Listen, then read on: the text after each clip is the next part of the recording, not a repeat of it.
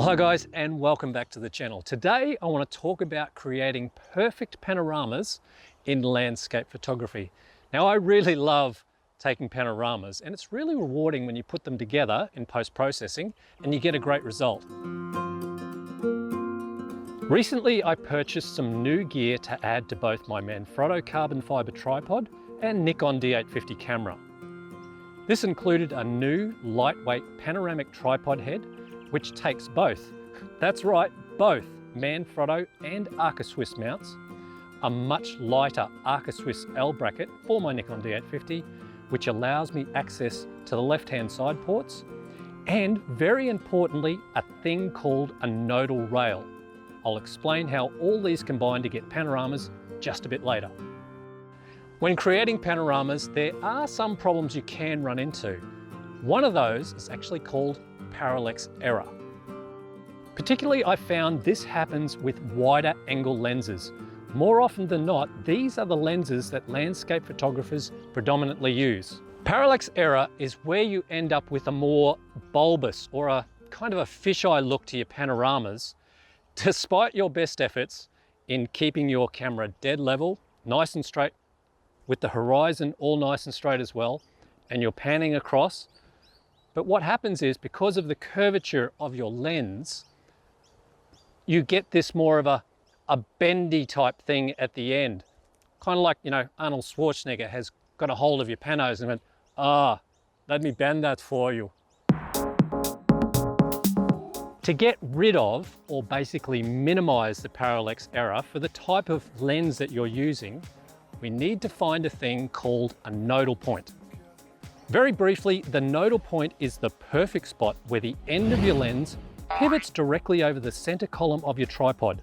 To help find the nodal point for this particular lens, I'm going to use this light stand as well as that straight tree in the background there.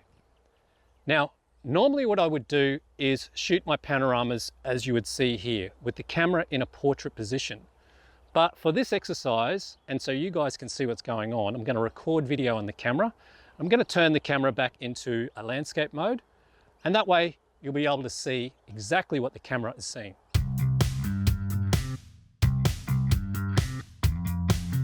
Okay, so let's do it.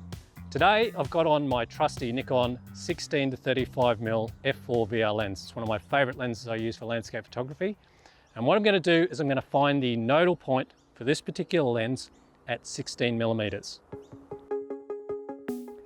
I'm going to align the light stand and the tree while panning the camera very slowly left to right. Now, as you can see, as I pan the camera, the light stand is moving away from the tree. This is where we can adjust our nodal rail by sliding it either forwards or backwards until we can no longer see both the light stand and the tree moving apart from one another. Okay, that's looking pretty close, but to get it exact, what I'm going to do is magnify the video on the back of my screen.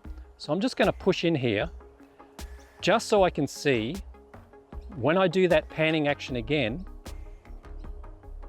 that it's spot on, that I can't see any sort of distance between that tree and that light stand. And that's looking pretty good.